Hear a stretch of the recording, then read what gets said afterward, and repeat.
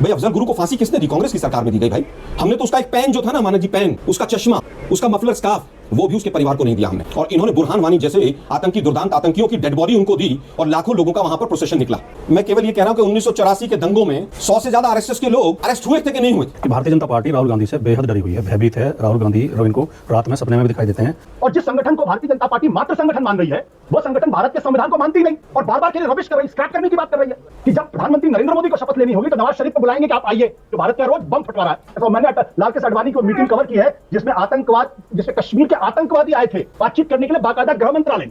मुझे केवल ये बताइए कि वो जो आडवाणी जी जिन्ना की मजार पे लोटपोट हुए थे, तो क्या बीजेपी पूरी जो है वो जिन्ना के विचारों से सहमत हो गई थी?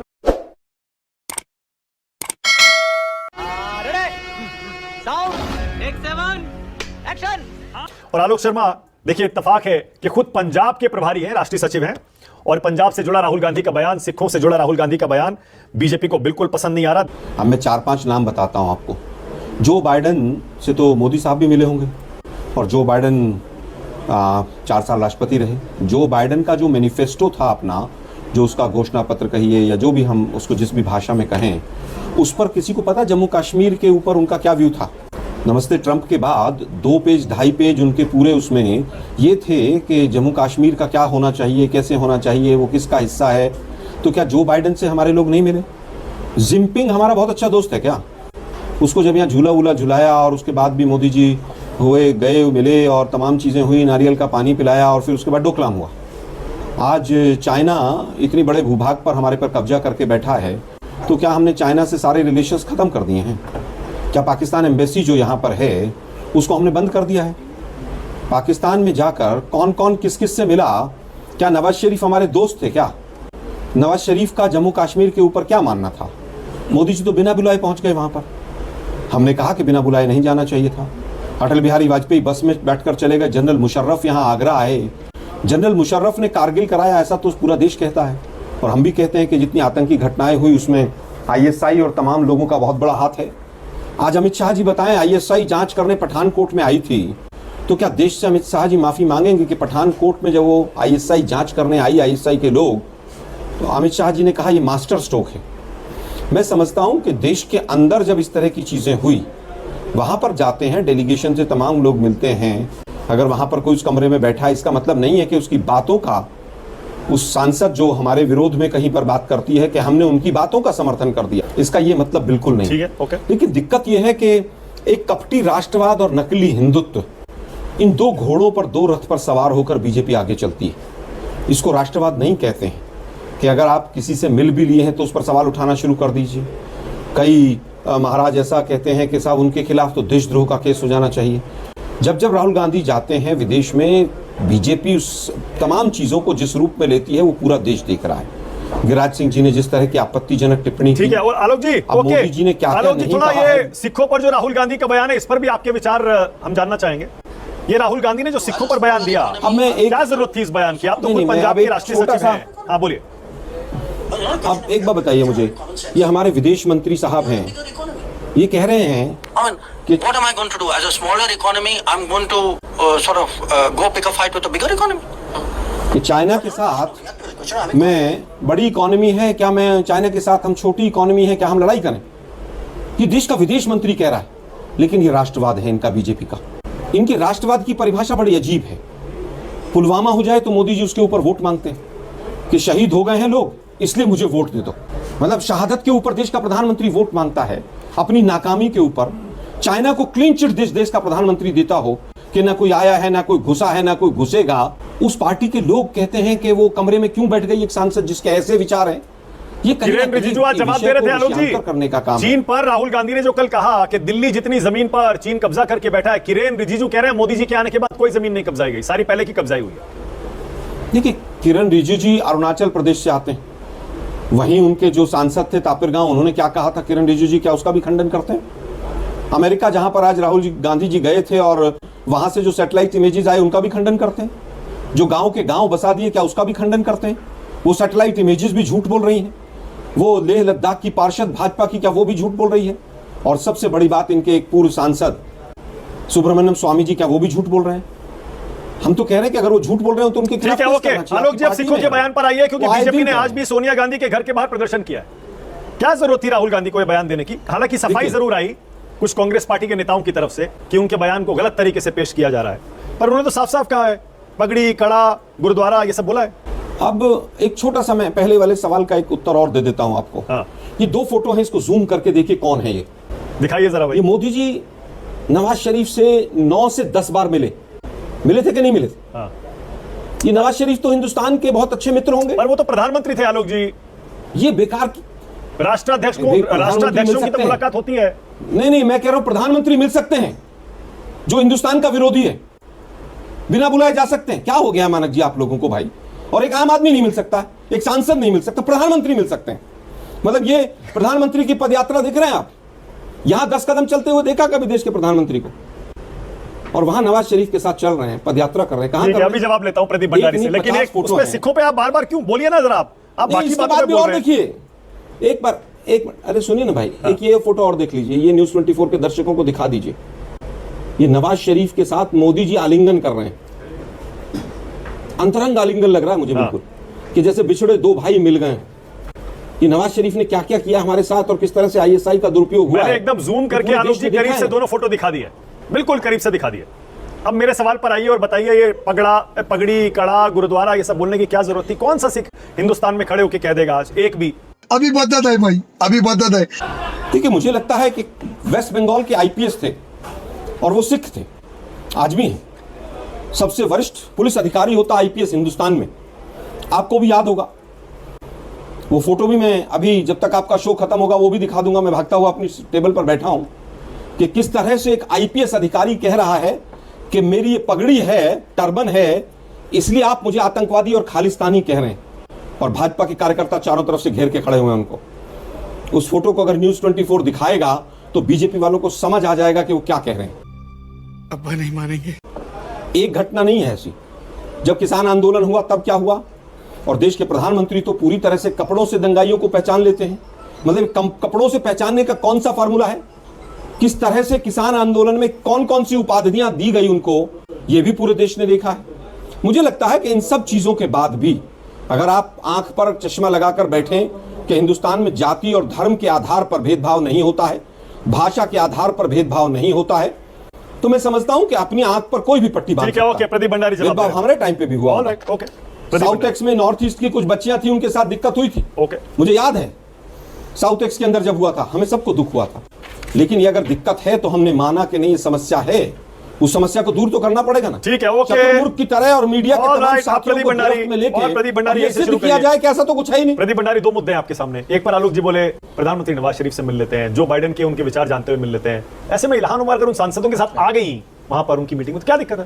ये इल्हान उमर यूएस कांग्रेस में एंटी इंडिया रेजोल्यूशन लेके आती है। जो बाइडेन ने कोई यूएस कांग्रेस में एंटी इंडिया रेजोल्यूशन नहीं लेके आए थे, ये यूएस कांग्रेस में एंटी इंडिया रेजोल्यूशन लेके आती है, जिससे यूनाइटेड स्टेट्स ऑफ अमेरिका की गवर्नमेंट खुद डिस्टेंस करती है। क्या जरूरत है इनसे मिलने की? और सवाल इसीलिए उठ रहा है क्योंकि ये फंडामेंटलिस्ट, आईएसआईएस में विश्वास रखने वाली, जम्मू कश्मीर को भारत का हिस्सा नहीं मानने वाली व्यक्ति, और यहीं तक सीमित होता तो मैं मानता। तो ये हिंदुस्तान में आतंकवादी अफजल गुरु, जिसको फांसी की सजा दी गई थी। कांग्रेस पार्टी जम्मू कश्मीर में एक ऐसी पार्टी के साथ अलायंस करती है जो अफजल गुरु को आतंकवादी नहीं मानती और कहती कि इसको आतंकवाद अगर हमारे बस में होता तो हम इसको फांसी की सजा में नहीं आने देते। तो आप मुझे बताइए कि कांग्रेस पार्टी और राहुल गांधी का स्टैंड एंटी इंडिया कैसे नहीं है? ये मेरा पॉइंट नंबर 1 है। अब इनने जो फेक न्यूज फैलाई, ओपन चैलेंज दे रहा हूं, होम मिनिस्टर अमित शाह ने एक भी बार शब्द मास्टर स्ट्रोक का प्रयोग किया ऐसा है कि उस पर तो मैं अपने शब्द वापस ले लूंगा। झूठ फैला रहे, फेक न्यूज फैला रहे। मास्टर स्ट्रोक शब्द का प्रयोग होम मिनिस्टर अमित शाह ने नहीं किया। Next fake news.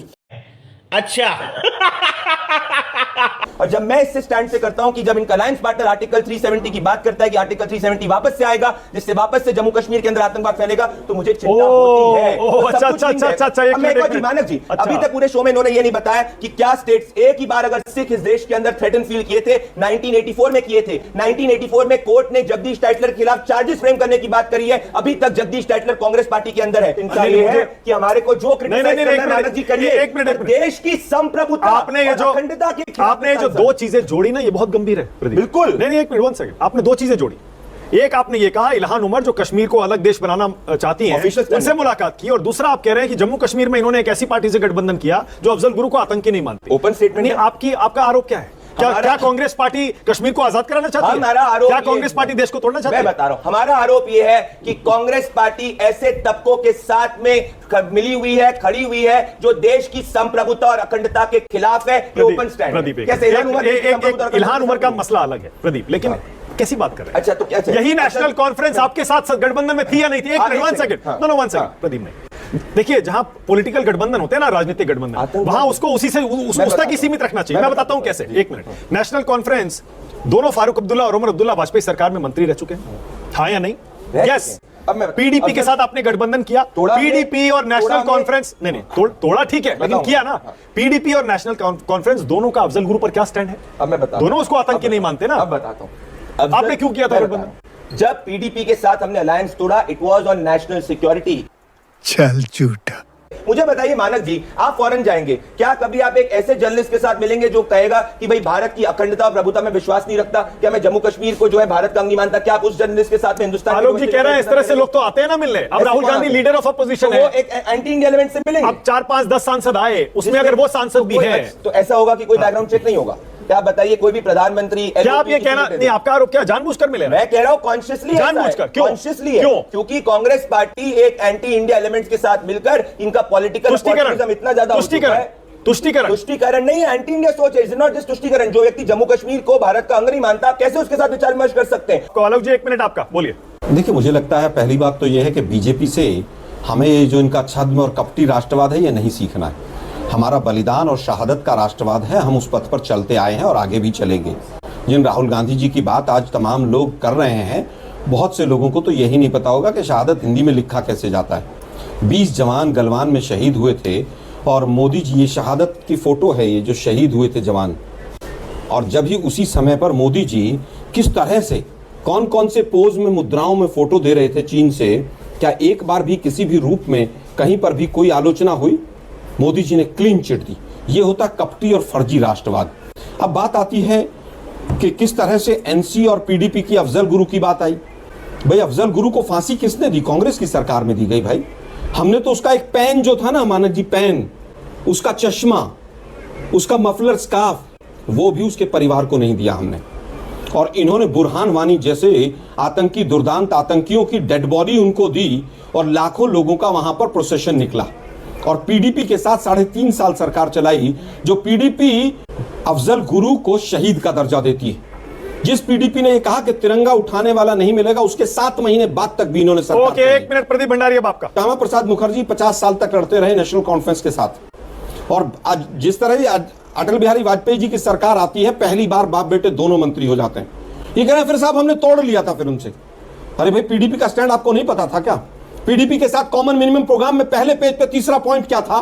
प्रदीप भाई उस समय शायद जर्नलिस्ट थे, बीजेपी के रंग में इतने नहीं रंगे होंगे।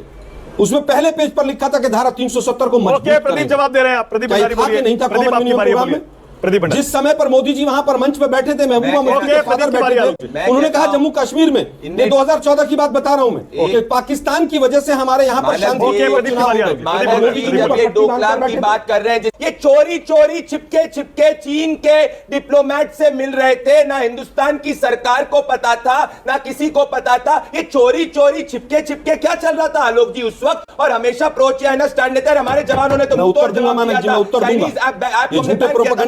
मैं दूसरी बात कहना चाहता हूं, सोवरेनिटी के खिलाफ हमला है, ये मैं कहना चाह रहा हूं। कल तो ये हाफिज सईद के साथ भी बैठ जाएंगे, बोलेंगे हम उनके साथ विचार विमर्श कर रहे हैं। कल तो ये जैश मोहम्मद के साथ भी बैठ जाएंगे। ओके आलोक जी, 20 सेकंड और बस, 20 सेकंड बोलिए जल्दी से, 20 सेकंड। मैं केवल ये कह रहा हूं कि 1984 के दंगों में 100 से ज्यादा आरएसएस के लोग अरेस्ट हुए थे कि नहीं हुए थे?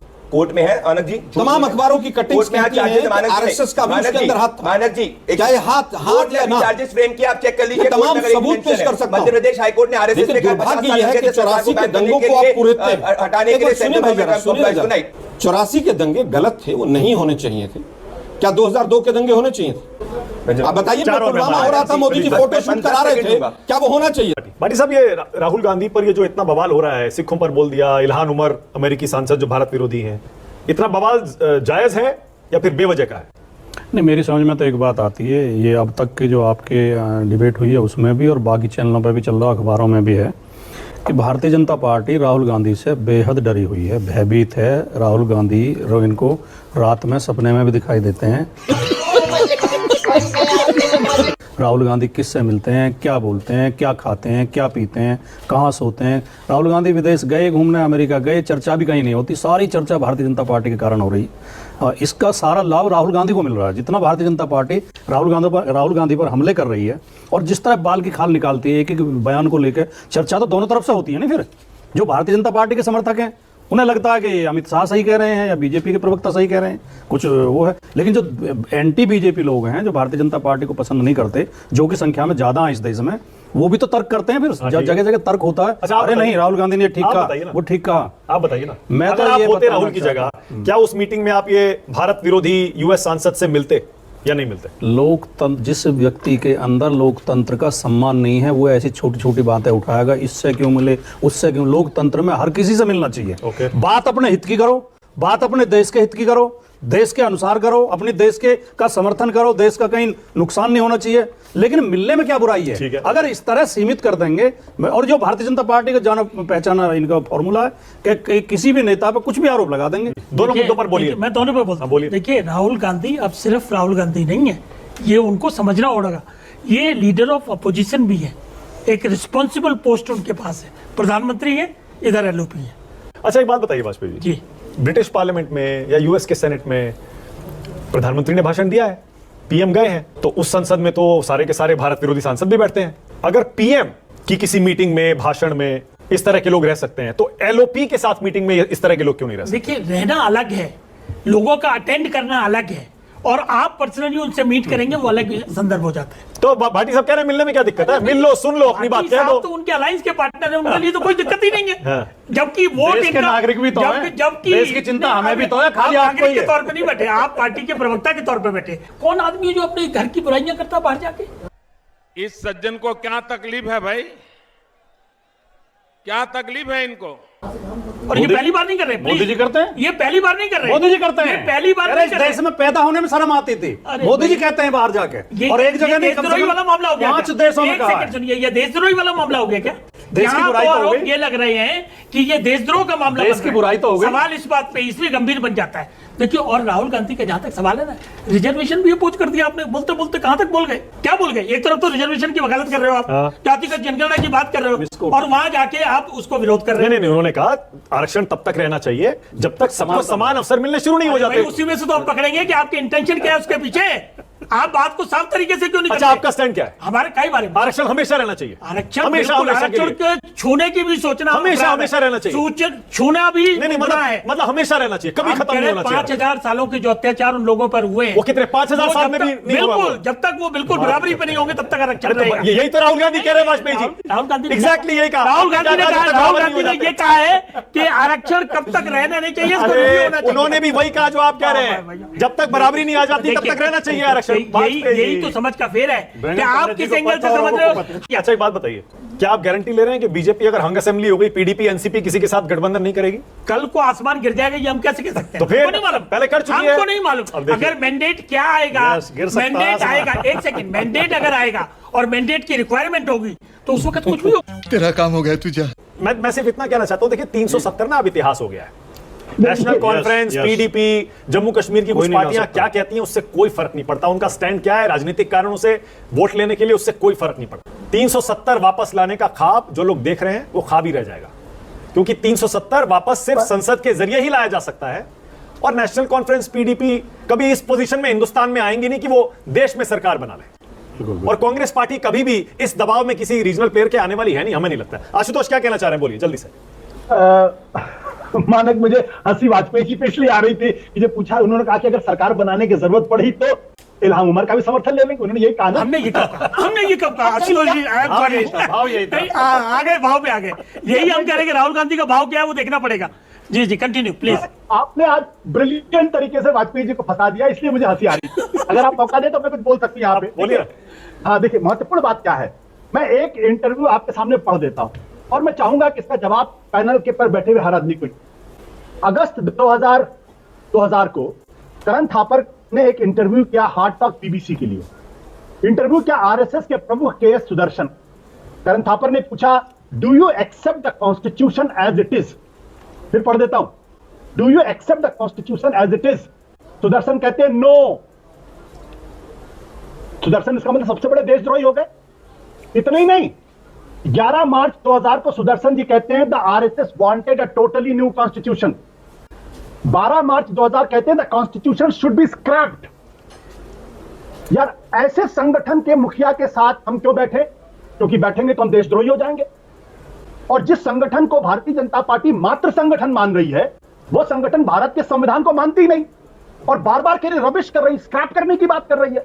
और प्रधानमंत्री जी कह रहे हैं कि बाबा साहब अम्बेडकर आएंगे तब भी हम संविधान को कोई नहीं हटा सकता है। ये जो डुप्लिसिटी है ना, कि जब प्रधानमंत्री नरेंद्र मोदी को शपथ लेनी होगी तो नवाज शरीफ को बुलाएंगे कि आप आइए, जो भारत का रोज बम फटवा रहा है, हजारों लोगों की जानें ले रहा है, भारत के दो टुकड़े करने के षड्यंत्र रच रहा है। कुछ महीने के बाद आप हवाई जहाज से जाएंगे अफगानिस्तान और बीच में उतर जाएंगे लाहौर में और बिरयानी और उनके साथ खड़े होंगे। जब पठानकोट पे हमला होगा तो आईएसआई को बुला के जांच कराएंगे। और जब राहुल गांधी अगर इल्हाम उमर से मिल लेंगे तो कहेंगे कि आप देशद्रोही है। अरे गांधी के मुल्क में, गांधी के देश में, जहां चारवाक जो ईश्वर को नहीं मानता था उसको हम ऋषि मानते हैं। जो गांधी को मानता है, गांधीवाद को मानता है, जो लोकतंत्र को मानता है, वो किसी से भी मिलने से कैसे इनकार करता है। मैंने लाल कृष्ण आडवाणी की मीटिंग कवर की है जिसमें आतंकवाद, जिसमें कश्मीर के आतंकवादी आए थे बातचीत करने के लिए बाकायदा गृह मंत्रालय में। और जिस पार्टी के नेता जिन्ना साहब को कहते हैं वो सेकुलर है, वो पार्टी दूसरों को देशभक्ति का पाठ पढ़ाती। मतलब मुझे हैरानी होती है कि वाकई में यह पार्टी लोकतांत्रिक अपने स्वभाव में है या नहीं है, या सिर्फ दिन रात प्रोपेगेंडा करती है। ठीक है, ओके। अब जरा सिखों के जो बयान है आशुतोष, उस पर भी आपकी राय जानना चाह रहा हूं मैं। आपको लगता है गैर जरूरी बयान था या उदाहरण गलत दे गए वो? मुझे नहीं लगता कि, मैं माफ करिएगा, मैं किसी को डिसरिस्पेक्ट नहीं करना चाहता हूं। मैंने राहुल गांधी का तीनों इंटरेक्शन सुना है पूरी तरीके से। और जब मंच पे उन्होंने ये बात कही है, उस वक्त उस मंच पर 2 सरदार भी बैठे हुए, सिख भी बैठे हुए। अगर राहुल गांधी ने ऑब्जेक्शनेबल बात की होगी, वहीं पे उसका रिएक्शन होता, जनता ने उसे तालियां बजाई है। तो ये जो तिल का ताड़ बनाने की कोशिश, इनको इस बात में तकलीफ नहीं होती कि जब किसी 80 साल के बुजुर्ग को मीट लेकर जाता है तो उसको पीट देते। उस पर कभी आपने बीजेपी का बयान सुना? जब एक आदमी मुसलमानों का नाम खोद कर उसको जान से मारता, आपने कोई सुना? पहलू खान के बारे में किसी ने आपने सुना? ये जो सवाल है सेलेक्टिविटी, ओके, तो ये बहुत खतरनाक बात है। और मुझे लगता है कि भारत के प्रधानमंत्री को नवाज शरीफ से भी मिलना चाहिए और राहुल गांधी को इल्हाम उमर से भी मिलना चाहिए। वो लोग डरपोक होते हैं जो अपने विरोधियों से नहीं मिलते हैं। जिनको अपने पर कॉन्फिडेंस होता है वो किसी से भी मिलता है, किसी से भी बातचीत करता है, क्योंकि वो मेरी विचार को नहीं बदल सकता। डरपोक लोग जो हैं वही दूसरों से, अपने विरोधियों से मिलने में डरते हैं और हर आदमी को आतंकवादी या फिर देशद्रोही बताने की कोशिश करते हैं। ठीक है, बोलिए आलोक जी।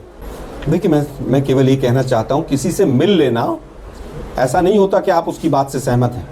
हम भाजपा के तमाम प्रवक्ताओं से न्यूज 24 के स्टूडियो में मिलते हैं तो क्या हम सहमत हो जाते हैं? हम तो दूर विरोधी हैं। हम तो नहीं, हम तो सारा दिन लड़ते हैं इनसे और ये भी लड़ते हैं हमसे।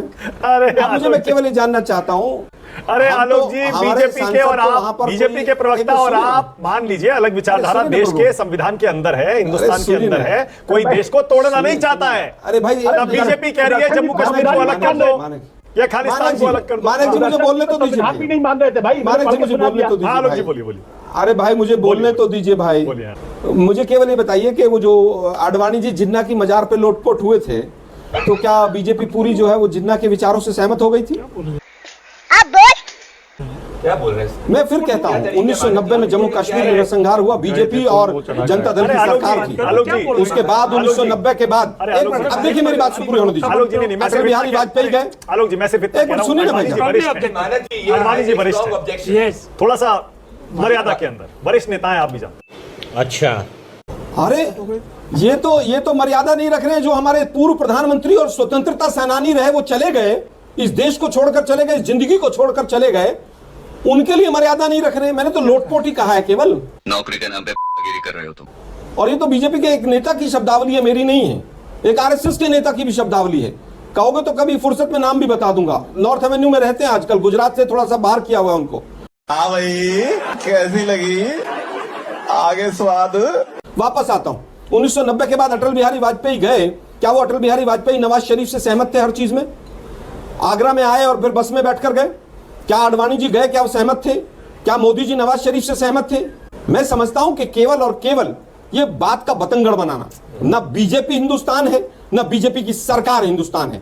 अगर बीजेपी का विरोध करते हैं और बीजेपी की सरकार की नीतियों का विरोध करते हैं, बीजेपी ने जो है वो भारत नहीं है। ओके, अब मैं प्रदीप पूछना चाहता प्रदीप बोल रहे हैं, हूं प्रदीप बोल रहे हैं। स्वतंत्रता से बोलिए, पहले प्रदीप मुस्लिम भंडारी, लीग प्रदीप से- भंडारी। स्वतंत्रता से पहले मुस्लिम लीग के साथ किसने सरकार बनाई? मेघालय में अभी मोदी जी कह रहे थे कि 15 दिन के अंदर सारा का सारा मंत्रिमंडल जेल में होगा, और 15 दिन के बाद उस सारे भ्रष्टाचारी मंत्रिमंडल के साथ सरकार बनाई। मानव जी, ये बात इंडिया के नेशनल इंटरेस्ट की है, ये इसलिए नहीं समझेंगे। कारगिल का युद्ध हमने करा था, पाकिस्तान को मुंहतोड़ जवाब हमने दिया था।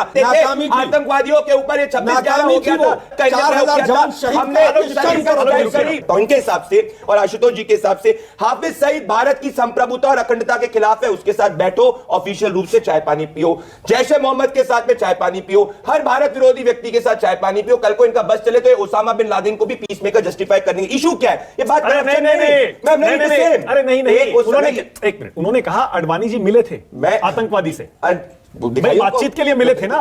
एक चीज बताइए, कौन से आतंकवादी जो जम्मू कश्मीर के आतंकवादी जो भारत के संविधान में और संप्रभुता में विश्वास जताने के लिए तैयार थे, हथियार डाल दीजिए, आ जाइए, चुनाव लड़िए, बातचीत हुई थी। मानव जी, कोई सेपरेटिस्ट को मेन स्ट्रीम में लाना एक अलग पॉइंट है, परंतु यहाँ पे बात एक ऐसे व्यक्ति के साथ हो रही है जो कहता है कि जम्मू कश्मीर भारत का हिस्सा नहीं है और उससे ऑफिशियली मिलते हैं। It's not an address. ये आरएसएस के ऊपर फेक न्यूज फैलाते हैं। ये मध्य प्रदेश हाईकोर्ट का ऑर्डर जिसने कहा था internationally recognized organization like RSS को, सेंट्रल गवर्नमेंट एम्प्लॉइज को 50 साल लग गए, आतंकवादियों पे कुछ नहीं बोलेंगे। हमारे यहाँ लोकतंत्र को लगातार कमजोर करने की कोशिश की जा रही।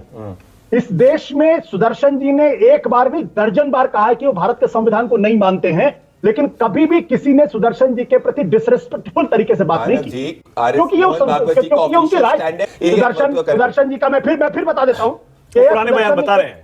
मैं दोबारा मैं किताब मोहन भागवत ये लीजिए, मैं आपको ऑफिशियल स्टैंड आरएसएस का दिखाता हूं। सुदर्शन जी से जब करण थापर ने बीबीसी हॉट टॉक के लिए सवाल पूछा क्या संविधान में आप यकीन रखते हैं, उन्होंने कहा नहीं। उन्होंने कहा this constitution has to be scrapped. ये सुदर्शन जी के बयान है।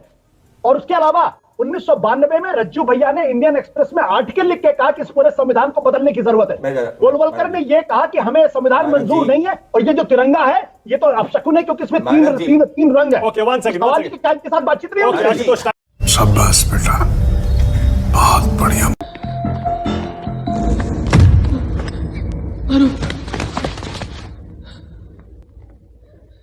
क्या हुआ? कुछ मुंह में घुसेड़ा, उसके बाद गले को उधेड़ के नाक से बाहर निकाला, उसके बाद मेरी भक्ति गुल हो गई। अब बताइए मैं क्या करूंगा? एक बहुत सिंपल सी टिप आपके साथ शेयर करती हूँ। अपने हाथ को इस तरीके से रखिए। If you look at this from your side, आपका लेफ्ट हैंड आपको बी के जैसे दिखेगा और राइट हैंड आपको डी के जैसे दिखेगा। B and D. B for थोड़ी मदद रखिए। वे मैं थो तेरा मन पर